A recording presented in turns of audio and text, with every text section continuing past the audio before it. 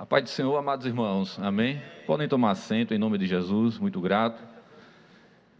Quantos estão dispostos a ouvir a palavra de Deus? Diga amém.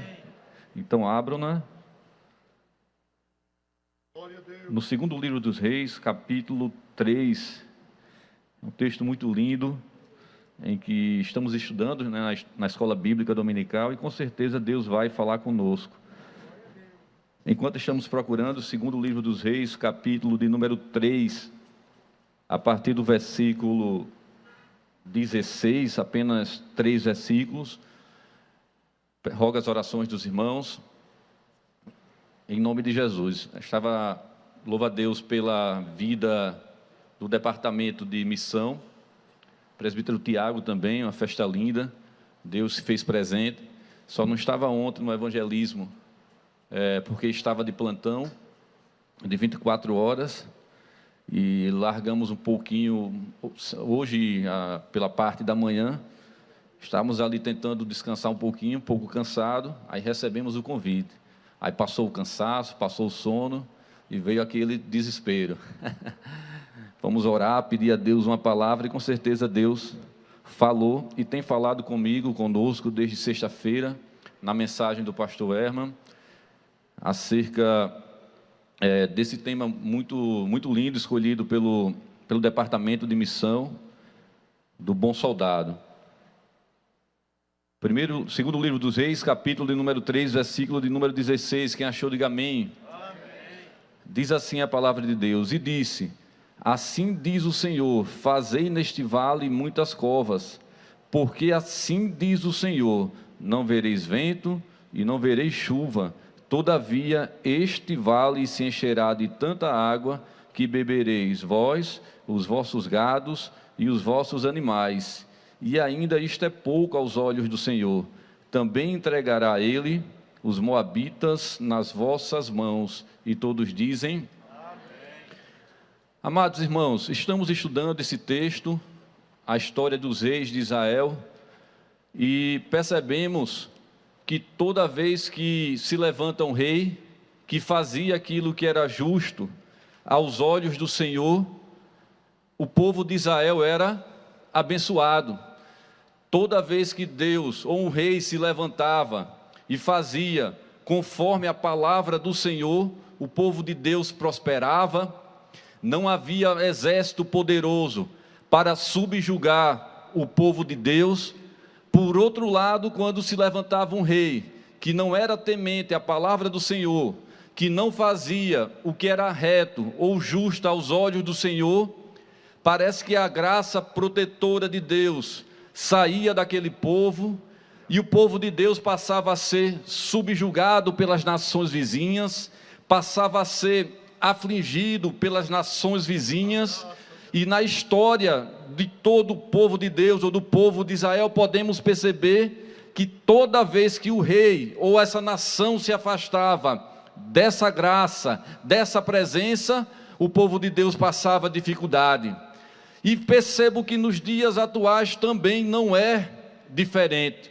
Precisamos de fato orar pelos nossos governantes, precisamos orar pelos nossos líderes, precisamos orar pelo nosso ministério, precisamos orar pelos representantes dos nossos poderes, para que eles façam, para que a graça de Deus seja derramada sobre eles, para que Deus, através deles, ou da postura deles, também derrame graça sobre o povo. Estamos passando época difícil, época de divisão, época de tribulação, e percebemos, se olharmos para algumas nações aqui no continente, na América do Sul, melhor dizendo, também está passando por dificuldade espiritual. Até uma nação vizinha, uma nação que já foi muito próspera, que já foi muito abençoada, a ponto de algumas cidades no sul do país, ser uma espécie de balneário dessa nação, está afligida por um demônio, está afligida por uma política que tem destruído os valores,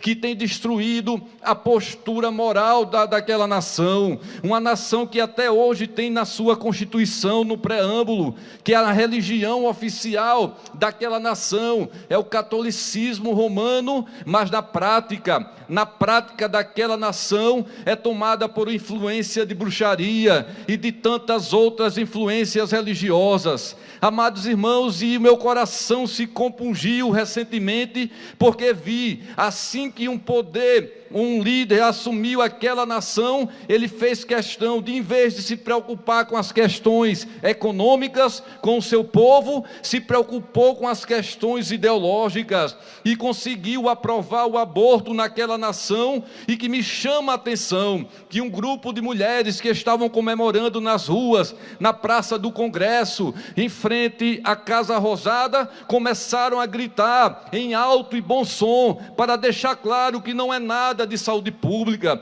que não é nada de política, é altamente espiritual. E o grito de guerra delas era: nós somos as filhas das bruxas que nunca morreram queimadas. E elas comemoraram sem roupa na rua, porque o aborto foi aprovado naquela nação. Ou seja, o altar da cruz de Cristo foi derrubada e foi erigido naquela nação um altar a Moloque, um Deus que sacrificava as crianças do seu ventre incandescente. E, amados irmãos, aqui não é diferente. Nesse contexto que nós estamos lendo, o povo de Deus estava passando por dificuldade, o povo de Deus estava dividido. Haja vista que um rei chamado Roboão, filho de Salomão, por deixar de escutar o conselho dos anciões, de escutar os mais velhos, e começou a ouvir o conselho dos mais jovens. Os mais velhos diziam: olha, a situação de Israel está insustentável,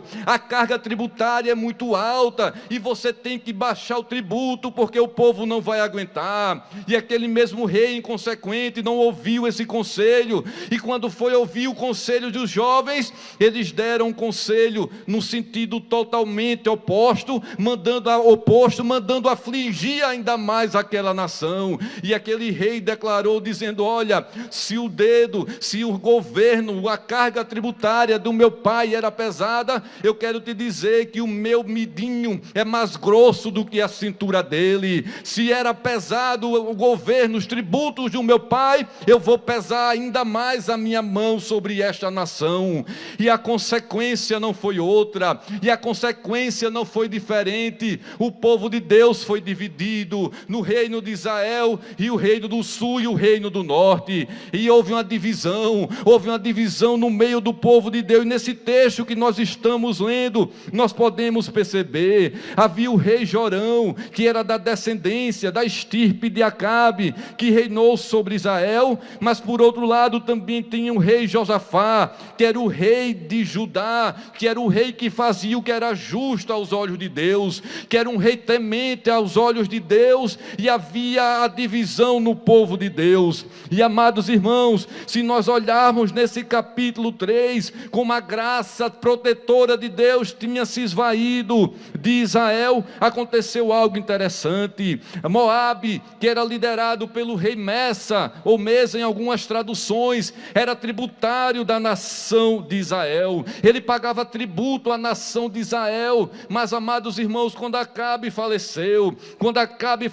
aquele rei cresceu sobre o rei Jorão e simplesmente disse: olha, eu não vou mais pagar tributo para essa nação, eu não vou mais pagar impostos, eu não vou mais mandar cordeiros, eu não vou mais mandar gado, eu não vou mais mandar lã. Cortou, secou a fonte, vou fazer uma moratória, não vou pagar mais o tributo a esta nação de Israel. E aquele rei Jorão, que fazia o que não era reto aos olhos do Senhor, ele ficou desesperado, ele teve que quebrar o seu orgulho e partiu para procurar o rei Josafá, a ponto de fazer uma proposta. E diz ainda a Bíblia Sagrada que o rei Jorão juntou todo o exército, fez toda aquela cerimônia bonita que quem acompanha uma tratativa militar vê, botou o exército em forma, passou em revista e viu que aquele exército não era suficiente para pelejar contra os moabitas, e ele pediu ajuda ao rei Josafá. E Josafá, como era um homem crente, eu não sei bem as razões dele ter aceitado essa proposta, mas quando o rei Jorão disse: olha, tem um problema, aquele nosso povo inimigo, Moabe, se levantou contra o nosso povo e não vai mais pagar tributo, e perguntou ao conselho se ele pelejaria com esse povo contra os moabitas. E Josafá, que era um rei crente, ele disse: olha, com certeza eu subirei e serei como tu, o meu povo é o teu povo, o meu exército é o teu exército, os meus cavalos são como fossem teu. Ou seja, ele deixou toda a abertura pronta para que fizesse uma espécie de confederação, uma federação de nação para pelejar contra Moabe. E amados irmãos, veja que coisa linda, havia também um povo que era tributário do rei Josafá, que era o povo do exército de Edom, do deserto de Edom, e como era tributário, não tinha nem acordo, era obrigado a ir para a peleja, e se juntaram 3 povos, uma confederação de reis, Jorão, Josafá e o povo de Edom, para pelejar contra os moabitas. E veja que coisa interessante, o povo moabita ficava além do deserto de Edom. E amados irmãos, havia uma coisa interessante: os moabitas nunca esperavam ser atacados pelo deserto, porque o deserto formava uma espécie de proteção, haja vista que não havia água, não havia suprimento, não havia alimento, e a nação de Moabe, a nação moabita, não esperava ser atacada pelo deserto. Havia 2 formas dessa confederação de reis atacar aquele povo: ou indo pelo sul, que era pelo deserto, ou pela região norte. Mas eles, como viram, todo mundo junto, veja que coisa interessante, eles perceberam, eles trabalharam pelo contexto favorável. Ele disse: olha, é muito exército, nosso exército é muito forte, tem Josafá, tem Jorão, tem Edom, não tem como perdermos essa peleja. No versículo 8 fala algo interessante e pergunta: por onde iremos? E o rei Jorão disse: olha, nós vamos pelo deserto de Edom. Amados irmãos, é aqui que começa o problema. Até nações pagãs, quando iam para uma peleja, quando iam para uma batalha, elas tinham que fazer uma espécie de consulta. As nações pagãs procuravam os seus oráculos, procuravam os seus feiticeiros para saber se poderia ou não subir para aquela peleja. Mas o contexto era tão favorável, a situação era tão favorável, essa confederação de reis, que eles se esqueceram até mesmo de consultar ao Deus Todo-Poderoso, o general dos exércitos que nunca perde em batalha, o Jeová Sabaote, que garante vitória àqueles que são filhos teus. E eu quero dizer esta noite, desde já, eu tenho plena confiança que esta noite Deus vai falar com você, porque nós servimos ao Jeová Sabaote, o general poderoso dos exércitos, que não perde em batalha e nos faz mais do que vencedores. Talvez você não saiba o que é mais do que vencedor. O vencedor assim o é quando passa a linha de cruzada, mas o mais que vencedor, ele é assim porque antes da largada o general dos exércitos já garante vitória. Quantos creem que o Senhor dos exércitos peleja por você essa noite? Levante a sua mão e glorifique ao Senhor dos exércitos. Aleluia, aleluia. A situação era tão favorável para Israel, para Judá, para Edom, que eles disseram: não há possibilidade para que essa nação ganhe essa batalha contra nós. E juntou aquele grande exército. Eu creio que se formou uma ordem unida, toda aquela tropa enfileirada, e quem sabe cantando canções militares, 1, 2, 3, 4, e começaram a fazer uma marcha, para destruir o exército, a nação de Moabe, e subjugar aquela nação, porque deixou de pagar os seus tributos. Mas, amados irmãos, que erro crasso, que erro banal, que erro medíocre esses reis cometeram. Saíram para a peleja sem sequer consultar ao seu Deus. E diz a palavra de Deus que no versículo 9, aquela marcha começou a andar rodeando por 7 dias. Parece que Deus disse: olha, eu vou tirar o prumo desse povo. Esse povo pensa que pode fazer algo sem mim, e contra das vezes pensamos que podemos fazer algo sem Deus, queremos ir para a missão sem consultar o nosso Deus, queremos resolver os nossos problemas com a força do nosso próprio braço, e esquecemos que nós não somos nada, nós somos vasos de barro, e só temos algum valor nesta terra, porque dentro de nós há um tesouro precioso, que é o próprio Deus habitando em nós, através do Santo Espírito de Deus. Aleluia. É claro que temos que nos esforçar, e com certeza aquele exército treinava, com certeza aquele exército sabia empunhar uma espada, com certeza aquele exército entendia de caminhada, de sobrevivência no deserto, mas amados irmãos, eles esqueceram de consultar o Senhor. E esta noite eu te pergunto, amanhã é um primeiro dia útil, e muitas vezes você já está pensando como vai resolver os problemas no seu trabalho, na tua escola, na tua família, mas eu quero te dizer que o general dos exércitos está aqui para pelejar por você esta noite. Ele é o maior interessado em nos abençoar, Ele é o maior interessado em subjugar os nossos inimigos, Ele é o maior interessado em nos dar vitória e nos fazer mais que vencedores. Tão somente é necessário que você e eu aprendamos a depender dEle. A vitória vem dEle. Uns confiam em carro, uns confiam em cavalo, mas nós faremos menção ao nome do Senhor dos Exércitos.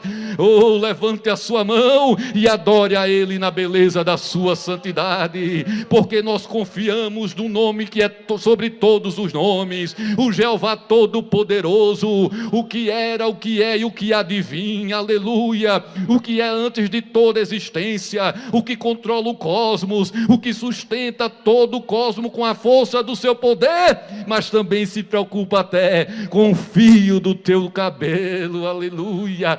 Esse mesmo Deus transcendente que sustenta tudo, que fez tudo, que tudo criou do nada, é o mesmo Deus que sente ciúmes de você e está aqui esta noite dizendo: filho, eu tenho interesse em te usar. Eu tenho saudade da época em que falávamos juntos, tenho interesse, tenho saudade da época que você tinha intimidade contigo, e esta noite é hora de renovar a aliança, de voltar a falar com os Jeová Jirê, de voltar a ter comunhão com o Espírito Santo, porque foi isso escolhido também no tema dessa festividade. Aleluia. Desperta o dom que há em ti, ao qual recebestes através da imposição de mãos. Aleluia. Timóteo dá a entender que era um jovem tímido, que era um jovem muito adoecido, com problemas no estômago, que era um jovem de fato, mas Paulo já tinha prometido, já tinha colocado a mão sobre ele e tinha estabelecido um dom ministerial sobre ele. E quando estava orando esta tarde, Deus falou comigo e para te dizer: aleluia, lembra do dom que eu te dei. Aleluia. Se é de ensinar, ensine. Aleluia. Se é de exortar, exorte. Se é de ajudar, com liberalidade. Se é de presidir, com cuidado. Ei, é hora de despertar o dom que está em ti. Não deixe o espírito de covardia te tomar, porque Deus nos deu espírito de poder. Aleluia. Tu sabes o que Deus te prometeu, estabeleceu. Nós que somos estabelecidos e Deus nos deu o ministério, não podemos deixar Jezabel nos afrontar, não podemos deixar Moloque nos afrontar, porque Deus nos deu um espírito de coragem e não de covardia. É tempo de guerra, é tempo de lutar. Estamos muitas vezes tímidos, com vergonha de manifestar nossa fé, com medo da represália, com medo de ser cancelado, mas e acima do cancelamento, há um Deus do seu trono que se inclina quando este povo ora. Aleluia. Hoje pregar o evangelho parece que é ofensivo e querem nos amordaçar, nos cancelar, para que não preguemos a verdadeira palavra do Senhor. Parece que o evangelho é ofensivo e queremos trocar o evangelho por uma mensagem cool, por uma mensagem legal, e isso é uma mensagem que o diabo quer colocar na mente dos jovens. Mas quero te dizer que eu não me envergonho do evangelho de Deus, Deus, porque o Evangelho de Deus é poder. Você crê? Você crê? Então levante esta palavra e dê glória a Deus por esse Evangelho que é poder. É poder, é o poder da sepultura vazia, é o poder da libertação, dos pecados perdoados, é o poder da reconciliação, é o poder da autoridade sobre demônios, é o poder da autoridade sobre enfermidades, é o poder da mudança de vida, que só o poder do Evangelho pode fazer nesses dias atuais. Aleluia. Com todo respeito aos profissionais da saúde, esse Evangelho é que tem poder para transformar, para libertar, para curar, acima do poder do médico, acima do poder do ansiolítico, acima do poder da caneta do Gilmar Mendes, do Supremo Tribunal, está o poder do Evangelho do nosso Senhor e Salvador Jesus Cristo. Aleluia, aleluia. E aquele povo deixou de consultar ao general dos exércitos que garante a vitória, e aquele povo começou a perambular no meio do deserto, e faltou água para os soldados, e começou a faltar água para o gado, para o exército, para os cavalos, e aquele povo entrou em desespero. E sabe o que eu acho interessante? Quem teve a infeliz ideia de ir para a peleja sem consultar o Senhor, é o primeiro que entrou em desespero. E na vida atual também não é diferente. Aquela pessoa que não consulta, que não depende de Deus, quando o problema se estabelece, é o primeiro a colocar a mão na cabeça, entrar em desespero e dizer: ai meu Senhor, o que é que nós faremos agora? Será que o Senhor nos trouxe aqui para morrer de sede no meio desse deserto? Veja que infâmia, veja que indolência. Eles nem sequer consultaram ao Senhor. Quando o problema se estabeleceu, jogaram o problema para o Senhor dos exércitos, mas quem criou o problema não foi ele. As mesmas pessoas se colocaram nessa situação, prestes a morrer, prestes a entrar em esgotamento por falta de água. Foi aí que Josafá, mesmo com toda a sua dificuldade, talvez um erro em aceitar essa proposta de ir para a peleja, e deu uma ideia. A ideia veio de um homem de Deus, e eu quero te dizer que Deus ainda dá ideias a homens de Deus. Deus ainda estabelece projetos no coração de homens de Deus. Deus ainda estabelece, aleluia, deposita no coração de homens de Deus projeto para o bem da sua nação, aleluia. E Josafá disse: olha, procura aí no meio do teu povo se não tem nenhum profeta, para ver o que devemos fazer. Era para consultar antes o profeta, não consultou, o problema se estabeleceu. Mas depois lembraram, na hora da dificuldade,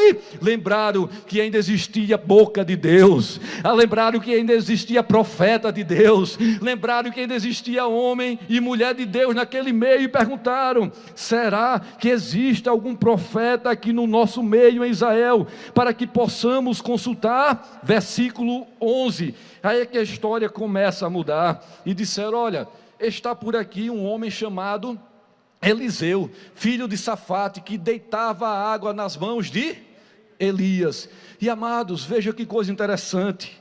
É logo no iniciozinho do segundo livro dos reis. Eliseu não era aquele ministério altamente reconhecido. Ele tinha pego a capa de Elias, mas ele não tinha produzido tantos milagres, e ainda passava por uma época de consolidação do seu ministério.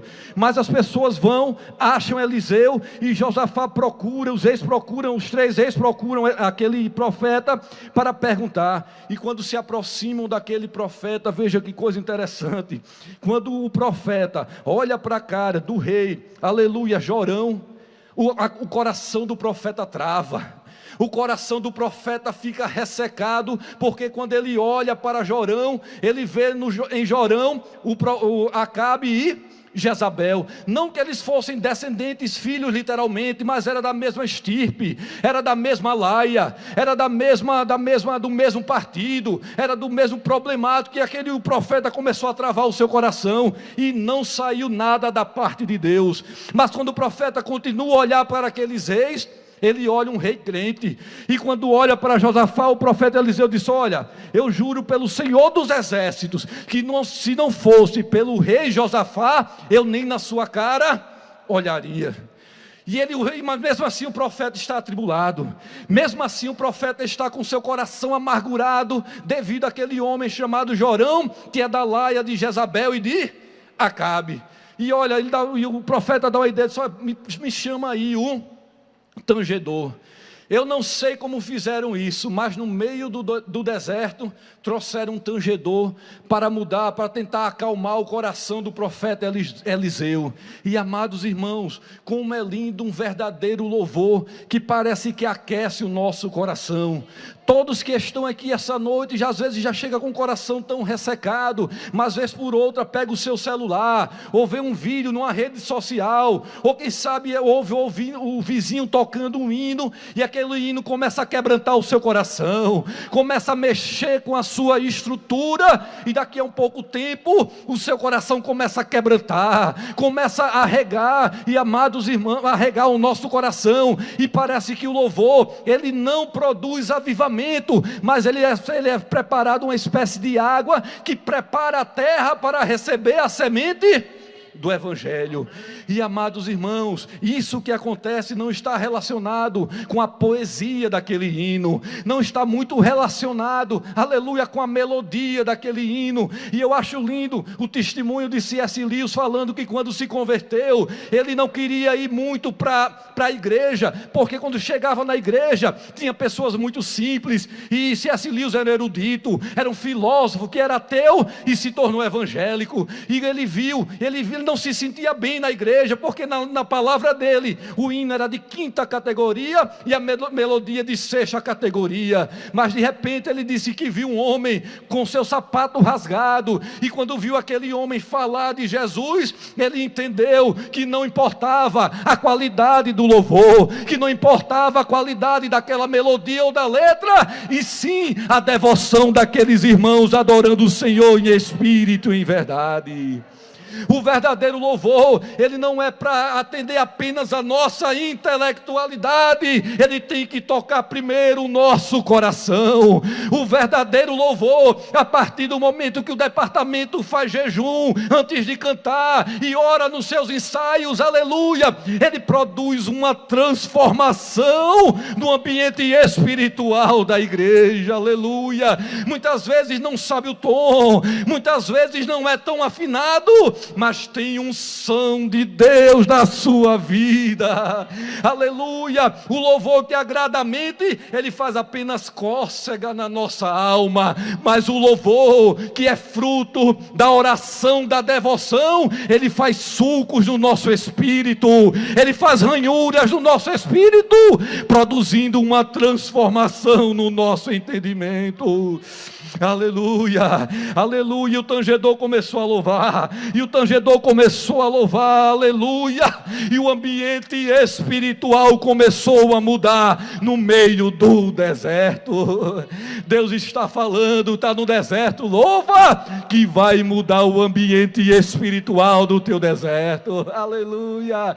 O deserto ainda faz parte da pedagogia de Deus, o deserto ainda faz parte do processo. E se você quer passar por este deserto, aprenda a adorar a Deus na provação, aprenda a louvar a Deus no deserto, porque através do teu louvor, Deus muda o ambiente do deserto. Versículo de número 16, aí começa a mudar. O coração do profeta se acalma, o ambiente espiritual muda, o coração do profeta começa a incendiar, como era no original Nabi, começa a incendiar, começa a se afoguear, e o Senhor toma a boca dele, e ele começa a profetizar, e ele diz no versículo 16 que nós lemos, aleluia, fazei neste vale muitas covas, porque assim diz o Senhor, aleluia. Você não vai ver vento, você não vai ver chuva, mas esse deserto vai se encher de água, aleluia. Veja que coisa linda da parte de Deus. O homem de Deus, o profeta de Deus não era o grande Eliseu, não era Elias, nem o grande e renomado Eliseu do fim do seu ministério, e ele deu uma palavra para os reis, e toda vez que um homem de Deus fala, existe no mínimo 3 reações reações. Primeira reação, quando um homem de Deus fala com a sua igreja, tem os céticos que dizem: não, quem é esse profeta? Eu sou soldado, eu tenho um curso de sobrevivência no deserto, e a postura quando não se tem água é poupar energia, é poupar o gasto calórico. Como é que a gente está no deserto, morrendo de sede, não tem água para cavalo, não tem água para boi, não tem água para ninguém, e esse profeta que ninguém sabe quem é, manda a gente aqui nesse calor cavar no deserto. Eu não vou cavar, e muitas vezes é assim nos dias atuais. O homem de Deus prega, o homem de Deus fala, e tem os céticos que dizem: não, eu não vou fazer, que na minha lógica isso não faz sentido. Mas tem também o segundo tipo de crente, quando Deus fala, ele diz: meu Deus, será que foi Deus? Será que é um homem de Deus? Será que é uma mulher de Deus? E fala: olha, eu não sei se foi, eu não sei se foi de Deus, mas por via das dúvidas, eu vou fazer aqui uma covazinha, porque se for de Deus, eu vou ser abençoado. E a terceira postura, aleluia, do verdadeiro homem de Deus, do verdadeiro bom soldado de Deus, do verdadeiro missionário de Deus, o homem de Deus falou. Ainda tem boca de Deus na terra. Se o homem de Deus falou, eu não estou vendo possibilidade, eu não estou vendo circunstâncias favoráveis, eu não estou vendo contexto favorável, mas como eu sou um bom soldado, eu vou cavar a minha cova, e mais que uma cova, eu vou fazer uma grande cisterna aqui nesse deserto.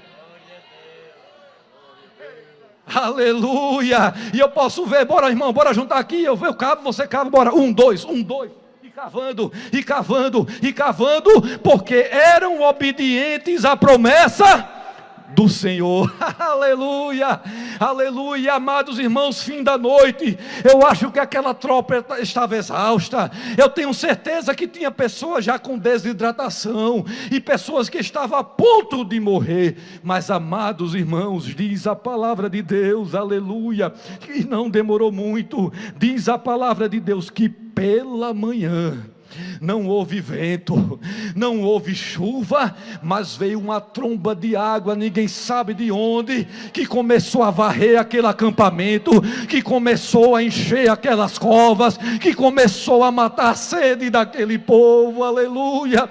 E veja que coisa linda, aquelas pessoas, aleluia, que não cavaram o seu poço, ficaram apenas observando a bênção daqueles que tinham cavado. Quem cavou pouquinho teve que meter a cara no pó lá para beber um pouquinho de água. Mas aquele bom soldado que meteu a mão na areia do deserto e fez uma cisterna do tamanho da piscina,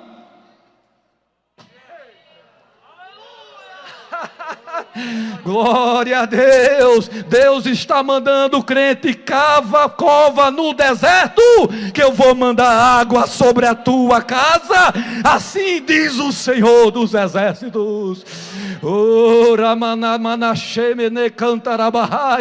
Aleluia. Demide, se prepara, não é em vão o panfleto. Deus vai mandar água no meio do deserto, e vocês vão ver as águas de Deus inundar e encharcar. Você que está fazendo a obra do Senhor e diz: será que o fulano não está vendo?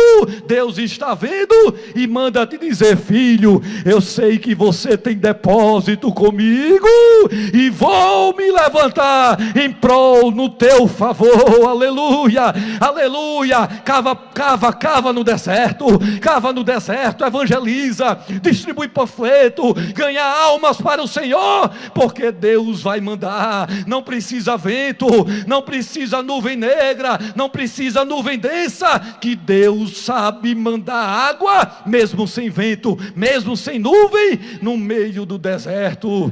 E o nosso Deus é tão poderoso, é tão benigno, é tão amoroso, que ele disse mais: os reis, a confederação de reis, foram para o profeta pedir o quê?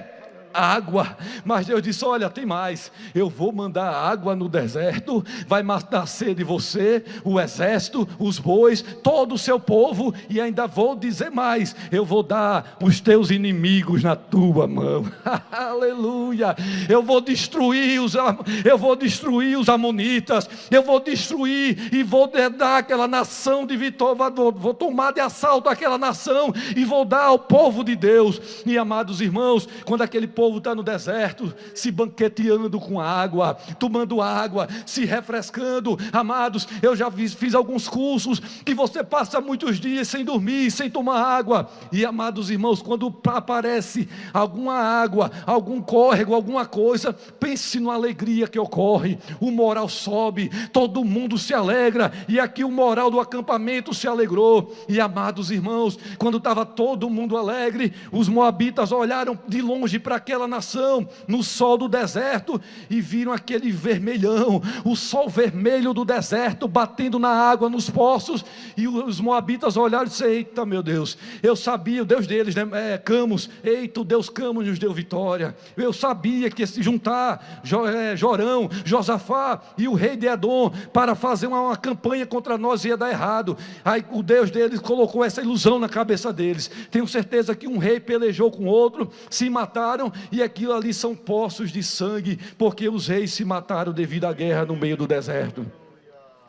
E os moabitas se aproximam daquele arraial, baixa a guarda, quando sabe que a vitória é certa, acho que penduraram as espadas, penduraram os elmos, penduraram os seus escudos, e foram apenas pegar o despojo de guerra, porque tinham certeza que aquela água vermelha no deserto era sangue. E quando o povo se aproxima, que vê que a nação, que aquela confederação de reis está renovada, hidratada, cheia de poder, o povo de Deus bota aquela nação para correr, destrói o exército inimigo, e o rei Camus, do Deus Camus, e o rei sai correndo, o rei Messa, daquela nação. Ei, Deus ainda sabe confundir o inimigo.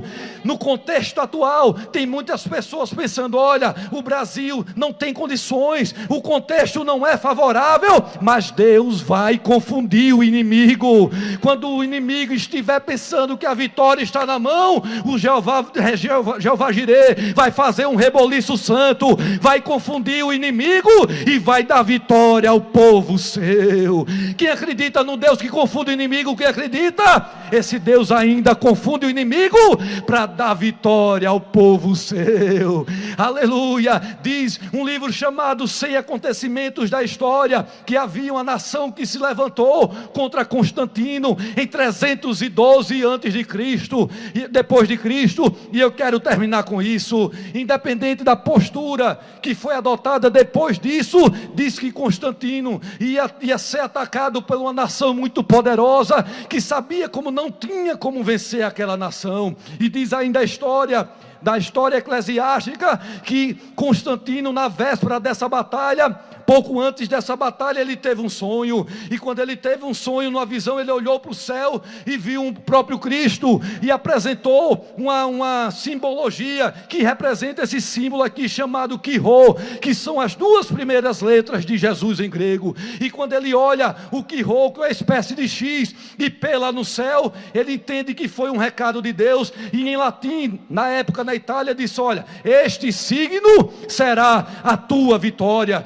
E ele começa a colocar nos lábaros, ele começa a colocar nos escudos, ele começa a colocar nas bandeiras do exército romano, aquela insígnia que Deus apresentou para ele através de um sonho. E no dia da batalha, aleluia, a batalha estava praticamente perdida para Constantino, mas quando colocou nos lábaros, quando colocou nas bandeiras o Quirô, representando o próprio Cristo, diz a própria história que o exército de Constantino foi vitorioso e botou o inimigo para correr. O que eu quero te dizer com isso? Quem nos garante vitória é o Senhor dos exércitos, é o Jesus Cristo de Nazaré, que morreu na cruz para que nós tivéssemos vida. Se nós estivermos no nosso lábaro, na nossa bandeira, a marca do sangue de Cristo, não há inimigo que possa vencer contra contra a nossa vida. Se nós colocarmos as marcas do sangue de Cristo na nossa vida, não há inimigo que possa deter o avanço desta igreja, o avanço deste povo, porque há poder no sangue de Jesus Cristo. E eu quero te dizer, não importa o teu problema, ainda há um general de guerra que confunde inimigo, que levanta a boca de Deus, que levanta a profeta de Deus para dar vitória àqueles que nele esperam. Deus abençoe a todos em nome de Jesus.